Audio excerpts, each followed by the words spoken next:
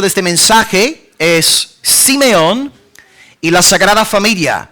Y me estoy dando cuenta de que tengo el mismo jersey que Raquel en casa. No me lo puedo creer. O sea, llevo puesto un jersey de mujer en casa. Es mi jersey. En serio, idéntico. Wow. Increíble. Bueno, título de mensaje en esta mañana, Simeón y la Sagrada Familia. Estamos hablando de José, María y Jesús. Y vamos a leer Lucas 2, del 21 al 32. Y luego dividiré la lectura en 2 puntos en esta mañana. Lucas 2, del 21 al 32. Cumplidos los 8 días para circuncidar al niño, le pusieron por nombre Jesús, el cual le había sido puesto por el ángel antes que fuese concebido. Y cuando se cumplieron los días de la purificación de ellos, conforme a la ley de Moisés, le trajeron a Jesús a Jerusalén para presentarle al Señor. Como está escrito en la ley de Dios, todo varón que abriere la matriz será llamado santo al Señor. Y para ofrecer conforme a lo que se dice en la ley del Señor, un par de tórtolas o 2 palominos. Y he aquí, había en Jerusalén un hombre llamado Simeón. El título de esta mañana es Simeón y la Sagrada Familia. Simeón estaba en Jerusalén, un hombre, y este hombre justo y piadoso esperaba la consolación de Israel. Es una referencia mesiánica. La consolación de Israel es el Mesías, el Cristo. Y el Espíritu Santo estaba sobre él. Y le había sido revelado por el Espíritu Santo que no vería la muerte antes que viese al ungido, el Cristo del Señor. Y movido por el Espíritu, vino al templo. Y cuando los padres del niño Jesús lo trajeron al templo para hacer por él conforme al rito de la ley, él le tomó en brazos y bendijo a Dios diciendo: ahora, Señor, despides a tu siervo en paz conforme a tu palabra. Porque mis ojos han visto tu salvación, la cual has preparado en presencia de todos los pueblos, luz para revelación a los gentiles y gloria de tu pueblo Israel. Palabra del Señor, aleluya. Vamos a dividir nuestro texto en esta mañana en 2 puntos. Punto número 1, José y María, versos 21 al 24. Punto número 1, José y María, versículos 21 al 24. Punto número 2, Simeón, y en ambos puntos estaremos hablando de Jesús. Segundo punto, Simeón, a partir de 25 hasta el 32. ¿Ok? Simeón y la Sagrada Familia. Primer punto, José y María. Vamos a leer versículos 21 al 24. José y María. Cumplidos los 8 días para circuncidar al niño, le pusieron por nombre Jesús, que significa Yahvé es salvación, Yahvé es salvador, el cual le había sido puesto por el ángel antes que fuese concebido. Y cuando se cumplieron los días de la purificación de ellos, conforme a la ley de Moisés, le trajeron a Jerusalén para presentarle al Señor. Como está escrito en la ley del Señor, todo varón que abriere la matriz, es decir, el primogénito, todo varón que abriere la matriz, será llamado santo al Señor. Y para ofrecer conforme a lo que se dice en la ley, un par de tórtolas o 2 palominos. Muy bien, pues Jesús nace, estamos con esta situación hablando del nacimiento del Señor. Jesús no es gentil, Jesús es judío. Y él cumplió con las exigencias de la ley judía por amor a nosotros. Él cumplió con toda la ley para justificarnos ante Dios. Y Dios toma la justicia de Cristo, imputándola, transfiriéndola a nuestra cuenta. Si tú eres de Cristo, la justicia de Jesús es tuya. De hecho, desde el nacimiento Jesús ya estaba guardando la ley en tu lugar. Y como judío, él tuvo que hacer algo que los varones gentiles, gracias al Señor, no tenemos que hacer. Tuvo que pasar por un acto muy doloroso llamado circuncisión. Ahora, ¿por qué? Pues porque todos los hijos de Abraham se vieron obligados a circuncidarse. Pero no era una creación de Abraham, era la voz de Dios. Dios había mandado que los hijos de Abraham fuesen circuncidados. Os lo compruebo con una cita de la Biblia, Génesis 17, versículos 10 y 12. Dios dice: será circuncidado todo varón de entre vosotros. De edad de 8 días será circuncidado. ¿Cuántos días tardaron en circuncidar al niño Jesús? 8. ¿Por qué? Porque Génesis 17 lo había demandado. De edad de 8 días será circuncidado todo varón entre vosotros por vuestras generaciones.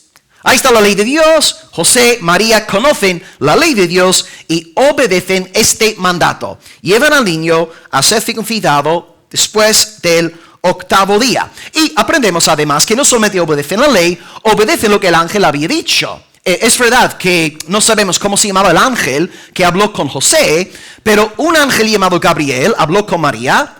Otro ángel, tal vez el mismo ángel, esto no lo sabemos, otro ángel habló con José, y en ambas revelaciones angelicales, el siervo de Dios decía que el niño tiene que llamarse Jesús.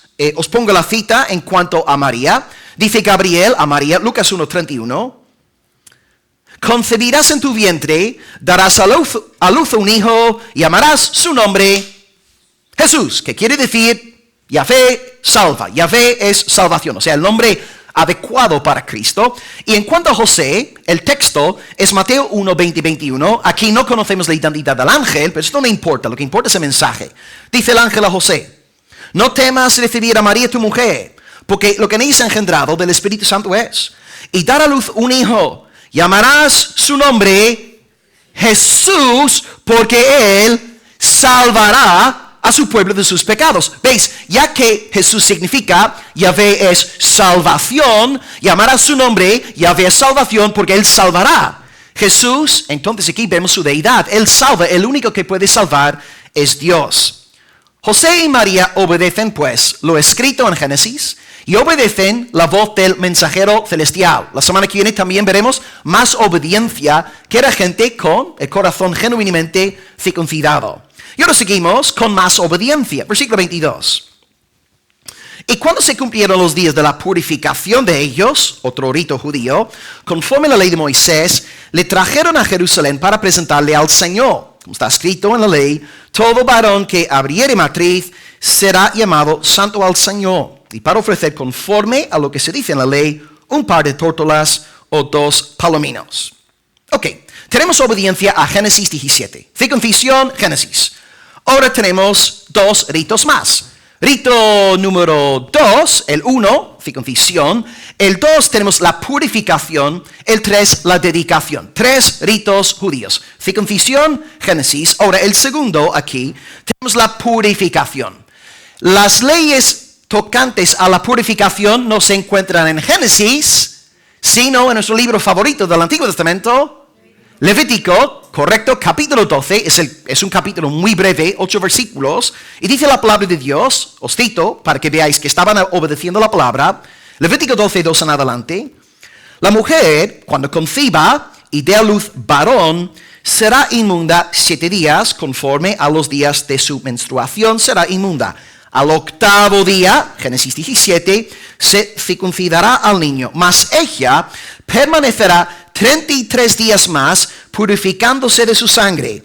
Ninguna cosa santa tocará, ni vendrá al santuario hasta cuando sean cumplidos los días de su purificación. Por tanto, 7 días más 33, 40 días de purificación. María, las mujeres que habían dado luz, no podían volver a participar del culto público hasta el día 40.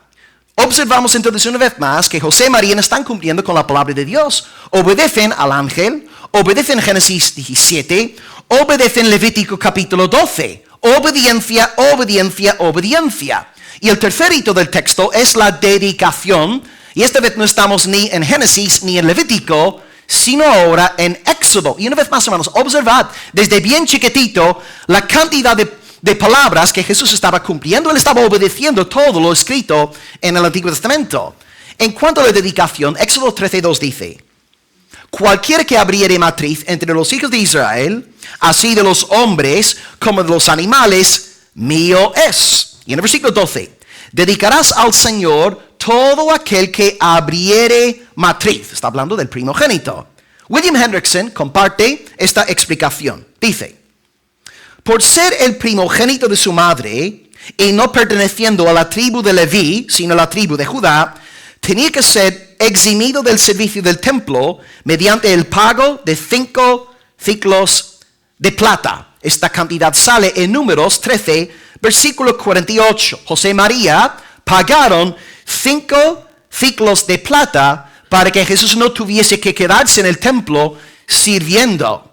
Observamos aquí, hermanos, entonces, en el nacimiento de Jesús, estamos viendo el cumplimiento de Génesis, de Levítico, de Éxodo, de Números. ¿Os dais cuenta? A veces pensamos en Cristo como hombre mayor de edad, guardando la palabra, obedeciendo la palabra en nuestro lugar. Pero hermanos, ya desde su nacimiento, Dios el Padre se estaba encargando de que su Hijo guardase toda la ley para así justificar a su amado pueblo.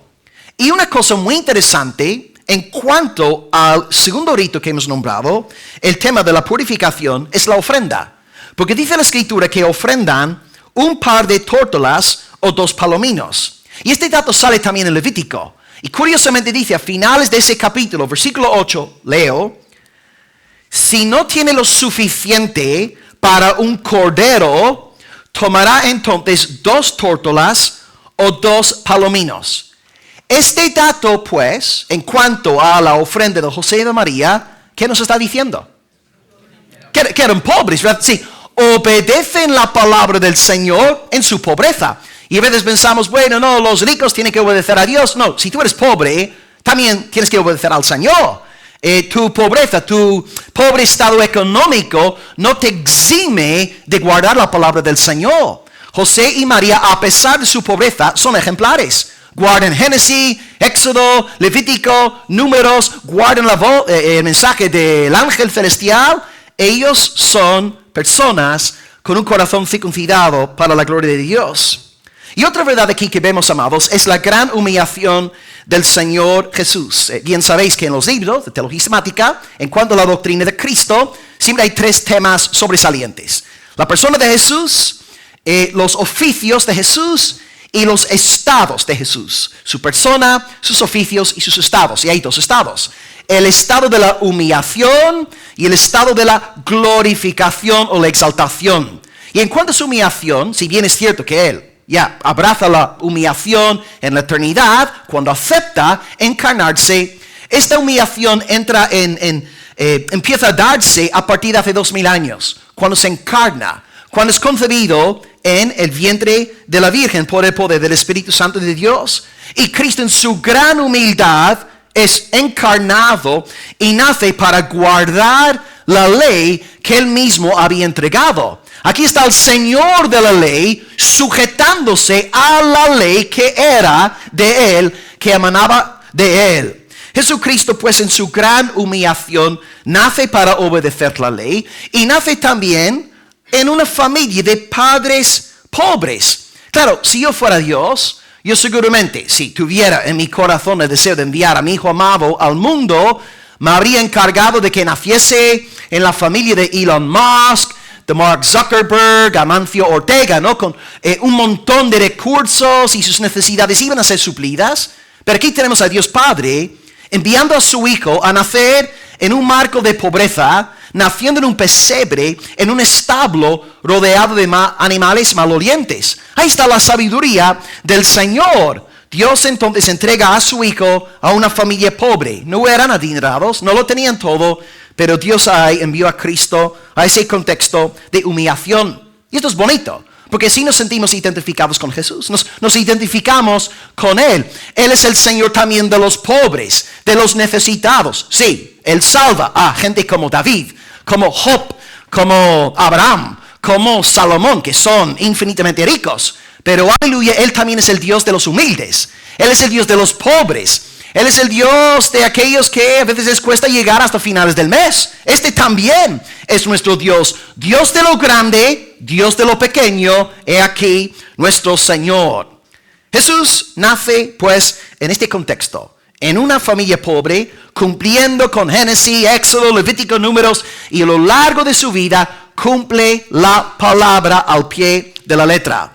Y antes de acabar este primer punto, sería muy importante, ante el peligro que hay hoy día, ¿no? Ante los judaizantes, los adventistas, que también están pegando fuerte aquí en España, ¿qué hacemos nosotros como pueblo de Dios en cuanto a nuestra relación con la ley? Este punto es fundamental hoy, ¿no? Hay muchos debates y mucha confusión incluso en los púlpitos. Pues Cristo sí guardó la ley al 100% en nuestro lugar. Desde chiquitito, desde que nace, guarda la ley y toda su vida sometiéndose a la ley para que su justicia llegue a ser nuestra. Ahora debemos entender que la ley se divide en 3 grandes bloques. Tenemos en primer lugar la ley moral, luego en segundo lugar la ley ceremonial y en tercer lugar la ley civil. ¿Cuál es la diferencia? La ley moral le hace el decálogo, los 10 mandamientos. No tendrás dioses ajenos, no te harás imagen, no tomarás el nombre del Señor tu Dios en vano, etc. La ley ceremonial es la ley cultica relacionada con la esfera del templo. Por ejemplo, ellos tenían que presentar sacrificios por sus pecados. Y la ley civil o la ley sociopolítica es la ley de Israel más allá de la esfera del culto, es decir, en el día a día, en cuanto a penas por el tema del crimen y todas estas cuestiones. En este sentido, hay una triple distinción dentro de la ley. Y debemos acordarnos de que Cristo guardó toda la ley para que nosotros seamos hechos justicia en Él. Y ahora, en estos días del nuevo pacto, ya el viejo pacto ya desapareció, ya que estamos en el nuevo pacto, la ley ceremonial queda obsoleta y la ley civil también. Ahora, la ley moral sigue vigente en el siguiente sentido. En el sentido de santificación. El gran problema con los judaizantes y con algunos adventistas es que piensan que a través de su obediencia serán justificados en el día final. No, hermanos, nosotros seremos justificados por una justicia, la justicia del Señor Jesucristo.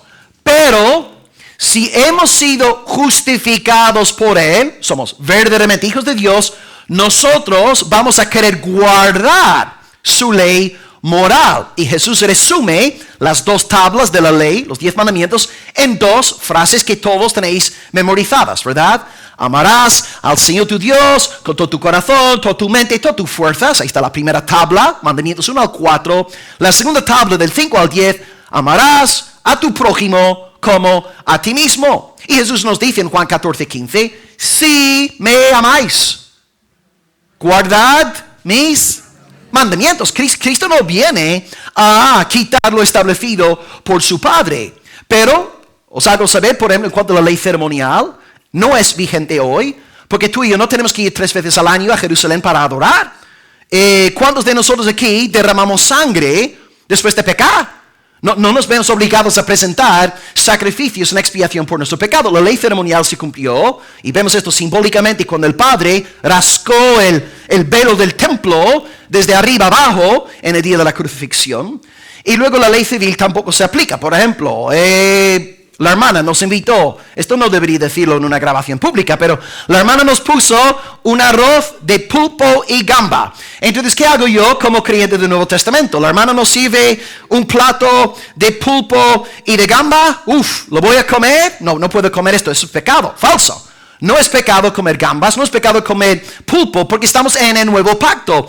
La ley civil ya no es vigente. Ahora, si a ti no te gusta el pulpo, si a ti no te gustan las gambas, pues abstente tú. Pero no condenes a tus hermanos en Cristo que pueden usar su libertad de esta manera. Pero tristemente, amados, incluso en el mundo evangélico, hay pastores que están enviando a sus feligreses al infierno porque se atrevieron a comer un bocadillo de cerdo. Esto no es predicación cristiana. Esto es predicación del antiguo pacto. Jesús cumplió todo eso en nuestro lugar. Lo que sigue vigente es la ley moral y en el sentido no de justificación, sino de santificación. Entonces, si soy cristiano, vamos a pensar en un mandamiento. Nombradme un mandamiento del decálogo. No mentiras, no darás falso testimonio. Excelente, número 9. Yo soy cristiano, he nacido de nuevo. Jesucristo es mi justicia, por tanto voy a mentir como Satanás. No. Si he nacido de nuevo y tengo el Espíritu de Cristo en mí, es el Espíritu de la verdad, no hablo la mentira. Pero no hablo la verdad para ser salvo. Hablo la verdad porque soy salvo, amo a Dios y vivo para su gloria. Y ahí está el punto. Debemos tener mucho cuidado porque hay vídeos, hay confusión. Cristo cumple toda la ley, su justicia es nuestra y ahora nos toca guardar la ley moral, pero en el sentido de santificación, no como justificación. Porque si enseñamos salvación por obediencia a la ley, somos católicos romanos, enseñando que la salvación es, en última instancia, por nuestras obras humanas. Es que hoy, gracias a Dios, Jesucristo es nuestra justicia. Porque si la salvación dependiese de nosotros guardar la ley, ¿cuántos miembros de Palabra de Vida Almería entrarían en el reino de los cielos? No, ni siquiera pedir ojo, hermanos. Nadie, porque todos somos malos, todos hemos roto la ley, todos hemos violado la ley en infinitas ocasiones. Menos mal que la justicia que yo os predico hoy es la de Jesucristo. Es una justicia que es superior a la de los fariseos. ¿Y cómo puedes recibir esta justicia? Mediante la fe en Él. Cristo murió por los pecadores, resucitó al tercer día, y todos aquellos que creen en Él, arrepintiéndose del pecado, serán salvos eternamente. Serán justificados ante el trono de Dios. Hoy sé salvo en el nombre de Jesús. Y que el niño que nació en Belén hoy nazca por la fe en tu corazón. Aleluya, amén.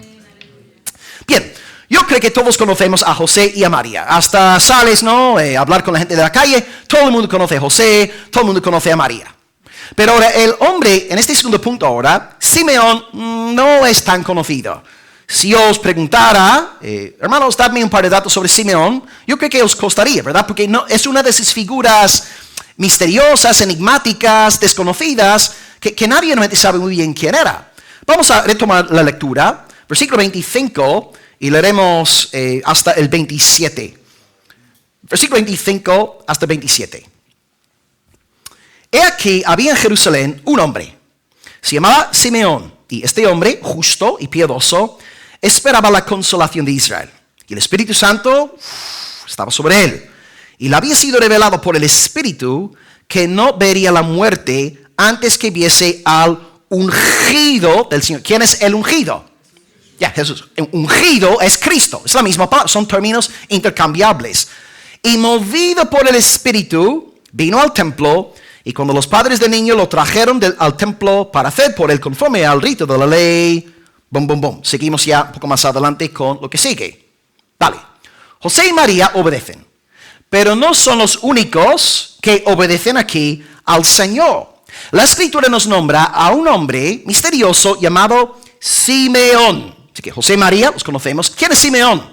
Pues dice J. Feril, no sabemos nada de su vida antes o después del tiempo cuando nació Cristo. ¿Cuántos años tenía? 70, 75, 65. Nadie, ¿cómo se llamaba su esposa? ¿Cuántos hijos tenía? ¿Dónde nació? Nadie sabe nada acerca de él. Y esto es muy bonito de nuevo. El Dios de los grandes, ¿verdad? José, María, Elías, Juan Bautista. El Dios de los grandes es el Dios de los pequeños. Es el Dios de los insignificantes. A veces hoy nos pensamos muy pequeñitos porque no tengo 1000 seguidores en mis redes sociales. Hermano, Dios, el Dios de lo grande, es el Dios de lo pequeño. Se trata de buscar al Señor, de glorificar a Dios. No te preocupes por tu fama, por tu popularidad. Sigue a Dios, bendice a Dios. Dios bendice a los famosos, Dios bendice a los desconocidos como Simeón. De hecho, hace poco en la iglesia, yo os prediqué sobre un varón llamado Elías, ¿verdad? Todos conocemos a Elías. Y en el episodio aprendimos que el brazo derecho de Acab también era un siervo de Dios. Había escondido a 100 profetas en 2 cuevas y los sustentaba diariamente con pan y agua. Y yo os pregunté, ¿cómo se llamaba el brazo derecho de Acab? Y los hermanos, no pudisteis dar ninguna respuesta, ¿verdad? Porque Dios es el Dios de Elías, pero también es el Dios de los desconocidos. Es el Dios de los insignificantes. Qué bonito es esto. No hace falta ser famoso para ser usado por el Señor. Es que este hombre que es desconocido, que no sabemos quién es, él llega al templo y dice el texto que es justo y piadoso. Justo en su trato con los hombres, ¿okay? La segunda tabla de la ley. Piadoso en su relación para con Dios, la primera tabla de la ley. Aquí tenemos un hombre que ama al Dios de Abraham, Isaac y Jacob, y sabemos que era un hombre nacido de nuevo, porque dice el texto que él esperaba la consolación de Israel. Ahora, pregunta para la iglesia, a ver si podéis contestar esta. Consolación de Israel, ¿a qué se refiere esto? Exactamente, al Mesías. Entonces este varón tenía fe en el Mesías. tenía fe mesiánica y por tanto sabemos que él había nacido por el poder de Dios. Desde Génesis 3:15 en adelante, Dios venía profetizando sobre la llegada de la simiente de la mujer y este hombre puso su fe en el Señor Jesús. Él creyó en la venida de Cristo. Escrito está, 1 Corintios 12, versículo 3, nadie puede llamar a Jesús Señor si no es por el Espíritu Santo. Si tú llamas a Jesús Señor, es por el Espíritu Santo en ti. Y si los santos de antaño, desde Abel, Enoc, Noé, en adelante, todos aquellos santos de antaño que tenían verdadera fe en el Mesías, ellos tenían esta fe gracias a la obra del Espíritu Santo en ellos. La salvación nunca ha sido por libre albedrío humano, nunca ha sido por nuestra buena voluntad, porque nuestra voluntad es corrupta, depravada y pecaminosa, oscura. La salvación siempre ha sido por la obra regeneradora del Espíritu Santo. Abel, salvo por el Espíritu. Enoc, salvo por el Espíritu. Noé, salvo por el Espíritu. Abraham, Isaac, Jacob, José, etc. Todos salvos por el Espíritu. Pero nosotros, gracias a Dios, hemos recibido más luz que los santos de antes. Y vemos que el Espíritu estaba moviéndose en su vida. Porque a veces ahí está la idea de que, no, el Espíritu Santo no empezó a moverse hasta después del día de Pentecostés. Y vemos que aquí la palabra de Dios contradice tal pensamiento. Tenemos 3 alusiones al Espíritu Santo en nuestro pasaje. Número 1 dice, el Espíritu estaba sobre él. Número 2 dice, le había sido revelado por el Espíritu. Y número 3 dice que él fue movido por el Espíritu. Conclusión, el Espíritu Santo ya estaba obrando en el Antiguo Testamento. Y si queréis una prueba, os cito el segundo versículo de la Biblia. Génesis 1:1, en el principio creó Dios los cielos y la tierra. ¿Y qué dice el versículo 2? Dice, la tierra estaba desordenada y vacía, y las tinieblas estaban sobre la faz del abismo, y el Espíritu de Dios se movía sobre la faz de las aguas. ¿Cómo vamos a decir que el Espíritu Santo era inactivo en el Antiguo Testamento? Él estaba obrando desde Génesis 1:2 en adelante. Desde la eternidad está el Santo Espíritu. Por tanto, Enoc, Abel, Noé, Abraham, etc., tienen fe en el Mesías gracias al Señor Jesús. Pero sí es cierto que cuando Cristo asciende y luego Él derrama del Espíritu Santo en Pentecostés, lo que pasa ahí, hermanos, es espectacular. Entramos ya en una nueva profundidad de la dimensión de la obra del Espíritu. Él ya estaba obrando. Pero el Antiguo Testamento es como, una vez utilicé la expresión aquí en la iglesia, como chispas, ¿no? A veces salimos en Almería, no está realmente lloviendo. Si sales, vale, te vas a mojar, pero no es realmente lluvia. Son gotitas, chispas, ¿verdad? Pero en el Nuevo Testamento, hermanos, torrentes, una avalancha de agua celestial. ¿Y en qué sentido hay una transformación ahora en la obra del Espíritu Santo? Pues 2 maneras principales. La primera que vemos en el Nuevo Testamento, a diferencia del Antiguo, es que tú y yo, bendito sea Dios, tenemos más luz que los santos de antaño. Hace un par de semanas estaba ahí en el dormitorio y yo decía a Gota, ¿no? Que me llamó mucho la atención lo que me había venido a la mente. Y le digo, amor, tú y yo sé que esto suena muy arrogante decirlo, ¿no? Pero espero, según el sermón, sé que me vais a entender. Amor, tú y yo conocemos mejor a Cristo que el profeta Isaías, ¿verdad? Isaías es llamado el quinto evangelista, y él profetizó y él habló de Cristo, y él tenía un conocimiento de Jesús. Pero Isaías no tenía acceso al evangelio de Mateo, al evangelio de Marcos, Lucas, Hechos. Yo sé, no es arrogancia, hermanos. Es gratitud a Dios por poder vivir en estos últimos tiempos. Tú y yo conocemos a Cristo de una manera más real y profunda que los profetas de ayer. Y de hecho la palabra dice que estos profetas deseaban inquirir, indagaban diligentemente para averiguar estas cosas relacionadas con Cristo. Qué locura decir, ay, me hubiera encantado nacer en los días de David, en los días de Elías, en los días de Isaac. Esto es incredulidad, hermano. Tú y yo estamos viviendo en los últimos tiempos, en los días de Cristo. Tenemos acceso a toda la revelación. Es que en cuanto a la obra del Espíritu, la luz que tú y yo recibimos es brillante. Es Cristo. ¿Cómo no conocer a Cristo ahora en estos últimos días? Y la segunda forma en que nosotros ahora recibimos una mayor medida del Espíritu Santo tiene que ver con la extensión del Evangelio hasta los confines de la tierra. Claro, Israel tristemente en el Antiguo Testamento no era una fuerza evangelística. Ok, hubo unos cuantos prosélitos que iban agregándose a Israel, pero principalmente en el Antiguo Testamento la salvación es del pueblo de Israel. Todos los nacidos de nuevo eran prácticamente todos hijos de Abraham según la carne. Pero ahora, en 2025, cuando hacemos cálculos y consultamos las estadísticas para ver cuántos cristianos hay a nivel mundial. Algunos hablan de 2,000 millones, otros hablan de 2,5 mil millones.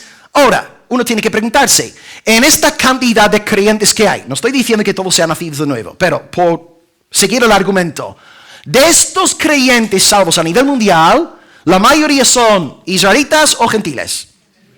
100%. O sea, la inmensa mayoría de los cristianos hoy somos gentiles. Y esta es la obra del Espíritu, porque en el Antiguo Testamento la obra del Espíritu estaba confinada, la obra salvífica del Espíritu estaba confinada a Palestina. Ahora, sin embargo, hermanos, estamos en el sur de España.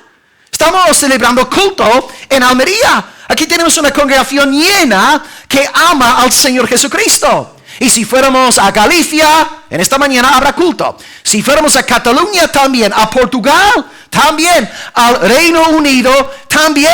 ¿Ves? El Espíritu de Dios ha convertido a la iglesia en una fuerza evangelística y misionera. Esto no se daba en el Antiguo Testamento. Y de hecho, fíjate, hubo un misionero, entre comillas, del Antiguo Testamento llamado Jonás. Y ni siquiera quería predicar la palabra. Pero ahora la iglesia en el Nuevo Testamento es un motor. Hay fuego evangelístico dentro de la iglesia del Nuevo Testamento. Toda iglesia tiene este ADN del Espíritu Santo dentro de ella. Es que ¿en qué sentido el Espíritu ahora hace una mayor obra? Número uno, en el sentido de iluminación. Conocemos mejor a Cristo. No es ningún pecado decir que tenemos más conocimiento de Cristo que el conocimiento que tenía el profeta Isaías. No es ningún pecado, es la realidad bíblica. Y número dos, la iglesia del Nuevo Testamento es una fuerza misionera, evangelística, y las puertas del Hades no han podido detener el avance del reino de Dios en la tierra. Gracias a Dios por nosotros poder vivir en estos últimos tiempos. Somos muy quejicas, sí, todo siempre está mal, pero tenemos que ser realistas. Si hubiéramos vivido en el siglo 3, habríamos estado también quejándonos. Si habríamos vivido en el siglo 6, más quejas. Siglo 10, más quejas. Mira, nos ha tocado vivir en estos días de gran luz, días en los cuales el Evangelio ha llegado hasta los confines de la tierra. Tú puedes quedarte con tus quejas. Yo voy a gozarme. Yo voy a alabar el nombre del Dios de las naciones. Él ha engrandecido a su Hijo hasta los términos de la tierra. Yo no me quejo por vivir en 2025. Estoy sumamente agradecido de haber nacido en 1985 para la gloria de Dios. Y Él me puso aquí en esta tierra, esta fecha concreta, por su gloria. No tengo nada de qué quejarme. Así que, hermanos, observemos espiritualmente lo que estamos disfrutando en estos días en el siglo XXI. El Evangelio está más extendido que nunca en la historia de la iglesia. Qué bonito, gracias al Señor. Así que el Espíritu está, sí, sobre Simeón, sigue siendo un varón del viejo pacto, está en esta transición entre viejo y nuevo pacto. La buena mano está sobre él, y dice versículo 26, le había sido revelado por el Espíritu que no vería la muerte antes que viese al ungido. Ya me habéis dicho, el ungido correctamente es Jesús. Ok, el Espíritu le habló. Tú y yo no tenemos esta revelación en la Escritura, no está ahí, no hay ningún texto que diga, y el Espíritu habló a Simeón diciéndole, Simeón, no vas a morir antes que... No hay tal texto, pero el Espíritu estaba obrando en su vida, le habló y él aceptó por fe la promesa del Señor. E interesantemente, ya desde el primer siglo, el Espíritu Santo hablaba de Simeón, ¿acerca de qué? Acerca de Cristo. ¿Ves? El Espíritu Santo es el Espíritu del Señor Jesucristo. Hoy día en la Iglesia Evangélica, el Espíritu Santo es sinónimo de humanismo. El Espíritu viene para exaltarte. El Espíritu viene para engrandecerte. El Espíritu viene para prosperar tu negocio. Pero cuando el Espíritu Santo de verdad se acerca a una vida, ¿de qué habla? De Cristo. La gloria del ungido del Señor. Y ahí está contento el pueblo de Dios. El Espíritu ya testificaba de la gloria del Salvador en el primer siglo. Y seguimos con versículo 27.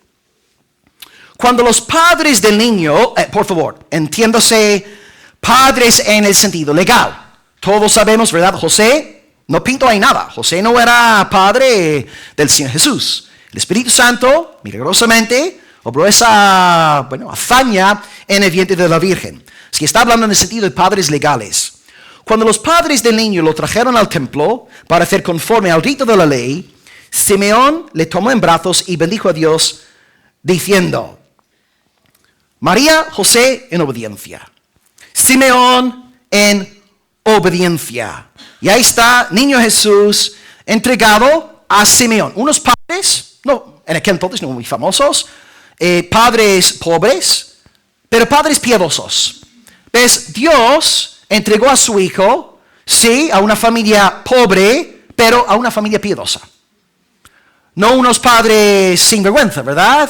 Y aquí también debemos dar la talla como creyentes en el Señor Jesús.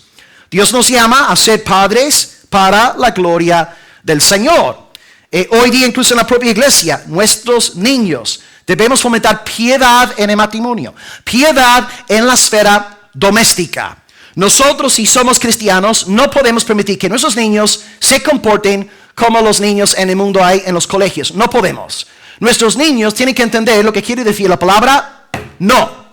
Nuestros niños tienen que entender que hay normas, hay reglas. Tienen que entender que a mami se le respeta y a papi también se le respeta. Y es vergonzoso lo que estamos viendo en nuestras iglesias, hermanos, que ahora tenemos a padres que se dejan manipular por la gritería, las lágrimas y las explosiones de ira de sus hijos. Y los niños ahora mandan en casa gritándoles a sus padres. De verdad, cuando un niño nace en un contexto así, con padres que no se esfuerzan por inculcar los valores de la palabra de Dios en sus hijos, este niño está recibiendo una maldición. Un padre negligente en este deber de criar a sus hijos en la amonestación de Dios es una maldición para su hijo. Hermanos, no pienses que es el deber del pastor enseñar a sus hijos. No, hermanos, los padres tenemos el deber de enseñar a nuestros niños. Es mi deber enseñar a mis hijos la palabra de Dios entre semana. Es mi deber enseñar a los peques a orar. Es mi deber cantar con ellos. Es mi deber llevar a mis niños a la iglesia semana tras semana en obediencia a la palabra de Dios. Porque os lo digo con mucho temor del Señor, estos niños no son míos. Yo tengo estos niños prestados de parte del Todopoderoso. Y Él me entrega mis 4 críos con condiciones. Tú tienes que criar a estos niños para mi gloria. No son tuyos.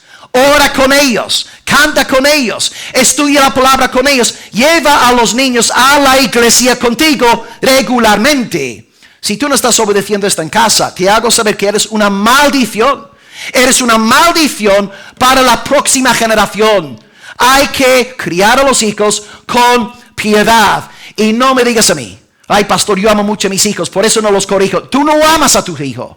Tú tienes un amor satánico, mundano, y lo que tú no quieres es tener dolores de cabeza. Si de verdad amas a tus hijos, los vas a criar en el temor de Dios, y domingo tras domingo, aquí estarán en la casa del Señor. Hermanos, tonterías. Si tú quieres irte al infierno, vete al infierno. No lleves a tus hijos contigo. Envía a los niños a la iglesia, enseña a los peques la palabra de Dios entre semana. Hermanos, piedad en los hogares. Cristianismo en la esfera doméstica. Sí, un culto dominical muy bonito, Navidad, excelente, canciones bonitas. Hermanos, cristianismo práctico.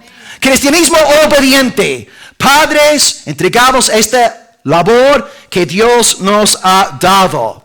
Si amas a tus hijos, los vas a criar en el temor de Dios, como José, como María. No tenía mucho dinero, pero nosotros todo al revés, ¿verdad? Nosotros cuando seguimos el mundo pensamos, le tengo que dar al niño todo. El último, videojuego, teléfono móvil, le tengo que dar esta ropita que me viene pidiendo. No, tu hijo lo que necesita es ver un padre enamorado de Dios.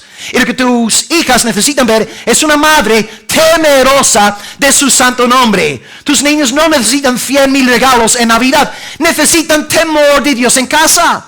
Un buen ejemplo, principios cristianos. Ahí está la marca del verdadero creyente. Temor de Dios en el matrimonio, temor de Dios en el hogar. Y Jesús, ahora entregado por padres piadosos, pobres sí, pero piadosos, y ahora entrega el niño a Simeón. Y fijaos en esta escena, si podéis ahora visualizarla. Aquí tenemos... Todos habéis visto, ¿no? Un hombre, una mujer. Mira, ahí está, por ejemplo, fijaos ahora en Karina, ¿verdad? Vamos a pensar en Karina como si fuese Simona. Y ahí está el niño Jesús en brazos. Hermanos, ahora Karina, estamos visualizando esto, ¿no? Fijaos lo que voy a deciros ahora. Este bebé que tiene en sus brazos es el creador del mundo. Ahí está Simeón, bebé Jesús, la humillación. Ahí está el creador de Simeón.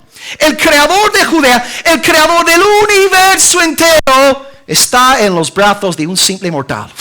Oh Señor, cuán grande es la humildad del Señor Jesús. Él está en los brazos del anciano Simeón. ¿Cómo entender esto, hermanos? Bendito sea Jesús. Y ahora, ¿qué dice Simeón? Versículo 29, impresionante.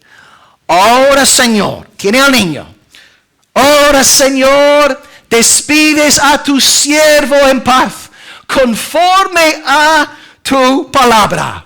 Simeón había recibido una palabra de parte del Espíritu. No sabemos cuándo la recibió, pero la recibió. Y ahora, al recibir la palabra del Espíritu, la cree. Ve al niño, ¿y qué está diciendo? Despide a tu siervo en paz. ¿Sabes lo que está diciendo? Déjame morir, Señor. Déjame, ya. He visto tu salvación, he visto tu gloria. ¿Qué más necesito ver en esta vida? He visto tu salvación en carne propia.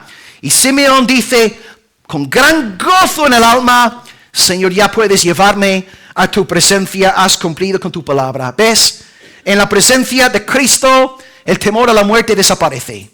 ¿Qué es lo que nos aflige a todos? El temor a la muerte, ay, cómo voy a morir, hay estos dolores de corazón, hay todo.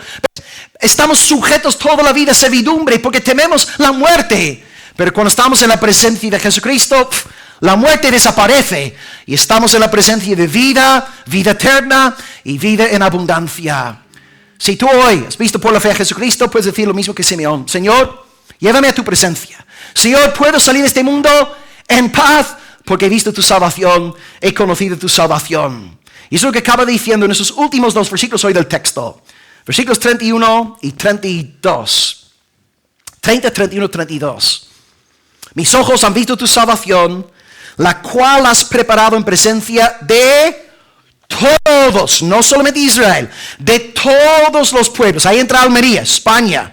Luz para revelación a los gentiles y gloria de tu pueblo Israel. Jesús es la gloria de Israel, pero ¿qué es la historia de Israel? Sino el testimonio acerca de Jesucristo. Mira, quita Jesucristo del Antiguo Testamento. Quítalo de ahí. Hermano, no tienes nada de valor. Este Antiguo Testamento sin Jesucristo no sirve para absolutamente nada. Sirve para que el libro sea arrojado al fuego. Pero ya que el Antiguo Testamento es el libro del Señor Jesús, es de suprema importancia para nosotros. Él es la gloria de Israel. Todo lo que aprendemos acerca de Israel está enfocándose en Jesús. Y ahí está la locura de los judaizantes.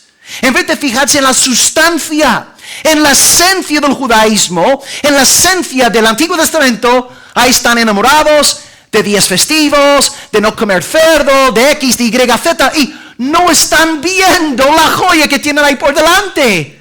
¡Qué locura! Pero gracias a Dios, Él nos ha abierto los ojos para entender que Cristo es la joya de la Santa Escritura. Cristo, si tú regresas al Antiguo Testamento, es increíble. Tú a través del Antiguo Testamento casi puedes predicar todo el Evangelio de pe a pa solamente usando el Antiguo Testamento. De hecho, en la iglesia primitiva, ya que no disponían del Nuevo Testamento de aquel entonces, cuando Pedro se pone a predicar en Jerusalén, en Hechos 2 y más adelante, y cuando Pablo en sus viajes misioneros se pone a predicar la palabra, ellos utilizaban el Antiguo Testamento. Te cogían, Salmo 16:10, no permitirás que tu santo vea corrupción. Y dicen, ¿ves? Cristo ha resucitado. Es el cumplimiento de la palabra. El Antiguo Testamento, hermanos, es la palabra del Señor Jesús. Si tú has descubierto a Cristo en el Antiguo Testamento, has visto lo que Dios quiere que veas. Pero si tú estás enamorado de circuncisión, ritos, etc., no has visto lo que Dios quiere enseñarte. Cristo es la gloria de Israel. Toda la historia de Israel es cristocéntrica. Pero aleluya, la buena noticia no se queda ahí. No es solamente la gloria de Israel, acaba diciendo que Él es luz para revelación a los gentiles. ¿Cuántos gentiles hay aquí en esta mañana? Todos. ¿Habrá alguno aquí de la sangre de la simiente de Abraham según la carne? Todos somos unos sucios, inmundos, asquerosos gentiles. Pero gloria a Dios, queridos hermanos, asquerosos, sucios y inmundos, la salvación de la gloria de Israel es para nosotros también.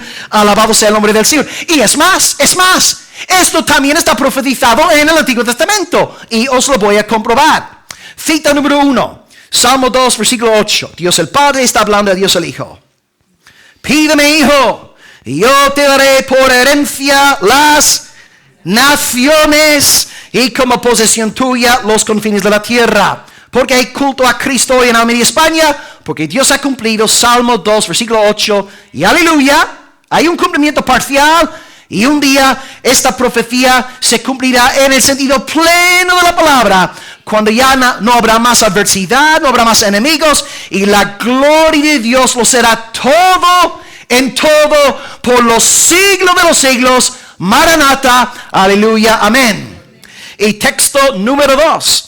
Isaías 49:6, uno de mis versículos favoritos de aquel libro, dice, Padre, está hablando al Hijo una vez más, poco es para mí que tú seas mi siervo para levantar las tribus de Jacob y para que restaures el remanente de Israel. Ahora pregunto, ¿Cristo salva a los israelitas?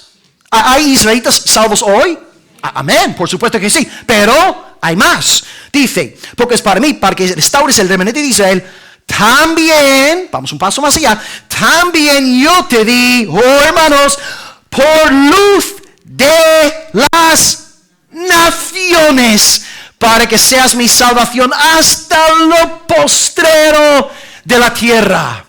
Dios el Padre ama tanto a su Hijo, que ha querido darle un pueblo de entre todas las naciones para su alabanza eterna. Ahora, Dios podría haber decidido dar a su Hijo un remanente de entre los israelitas, y esto habría sido fantástico.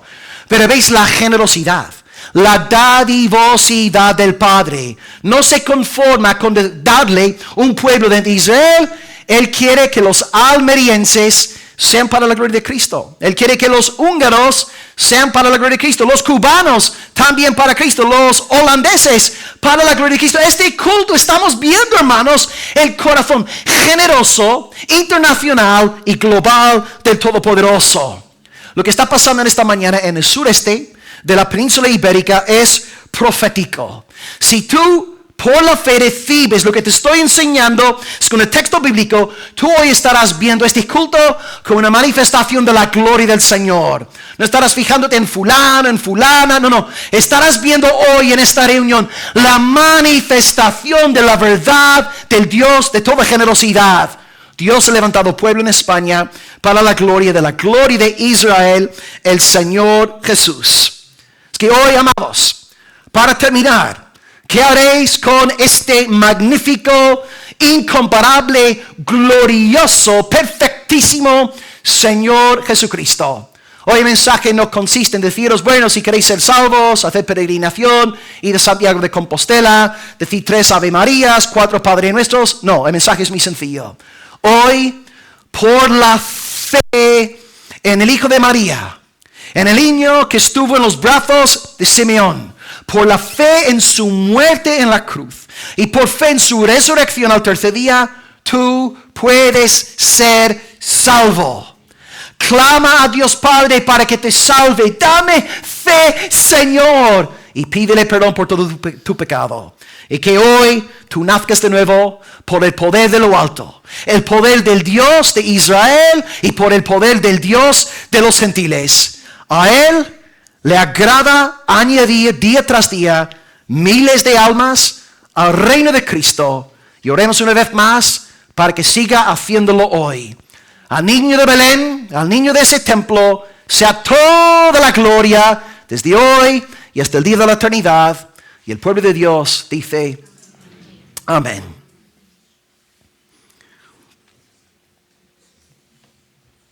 Amado Padre, te damos gracias por la excelencia del Señor Jesucristo. Gracias, amado Dios, por cómo circuncidaste los corazones de José y de María. Pusieron su fe en el Mesías, creyeron en tu palabra y vemos su obediencia al ángel y luego lo escrito en Génesis, Éxodo, Levítico, Números. Gracias, Dios, por, a pesar de ser pobres, eran escogidos por ti. Gracias porque también eran piadosos y que Cristo nació en un entorno donde había temor de ti. Señor, ayúdanos como padres, por favor, a no amar a nuestros hijos con el amor del infierno. Enséñanos a ponerles límites, a criarlos en tu amonestación, a llevarlos semana tras semana a la iglesia, orando para que tú obres milagrosamente en sus corazoncitos, Señor. Sabemos que no son buenos, son corruptos y también necesitan salvación. No irán al cielo por ser nuestra descendencia. Señor, ten misericordia de todos los niños y que en este nuevo año podamos ser padres para tu gloria, conformes a tu corazón, Señor. En cuanto a Simeón, amado Dios, gracias por la visión que le diste de la obra global del Señor Jesús. Y henos aquí 2000 años más tarde, como testimonio vivo de lo que fue profetizado en Lucas capítulo 2. Gracias por el milagro de la reunión en esta mañana. Aquí gente de diferentes naciones adorando al Mesías judío. Y rogamos, amado Dios, que a ti te plazca seguir añadiendo muchas almas a tu redil hasta el día de la venida de tu amado Hijo. Señor, sigue entregando las naciones a Cristo. No permita, Señor, que estas puertas del Hades prevalezcan. Incluso en las iglesias perseguidas que se multipliquen. Nos acordamos de cómo la palabra dice que cuanto más Faraón perseguía a los israelitas, tanto más se multiplicaban. Hazlo así hoy, Señor, en tu iglesia perseguida. Que se multipliquen, que puedan, Señor, extender tu evangelio por todos sus respectivos países. Amado Dios, gracias por Cristo, gracias por la joya, gracias porque el Antiguo Testamento es su libro, el Nuevo Testamento también, y gracias porque por la fe en Él tenemos paz perfecta contigo, justificados por la fe. Y ahora guárdanos, Señor, de caer en lo que hemos visto en los adventistas, los judaizantes. Mantén nuestros ojos en lo central, en lo importante, amado Padre. Queremos honrarte y glorificarte con nuestro corazón y nuestra mente. Fortalece nuestra amada iglesia, Señor, para que te sirva. Y Dios bendice ahora la comunión en la comida. Que podamos conversar hoy acerca de la predicación, acerca del contenido de los himnos que hemos entonado, Señor. Que sean conversaciones sanas, piadosas, y que podamos ser de ayuda los unos para los otros. Gracias por todo, amado Dios. En el nombre dulce del Salvador Jesucristo y el pueblo del Señor dice amén. Amén.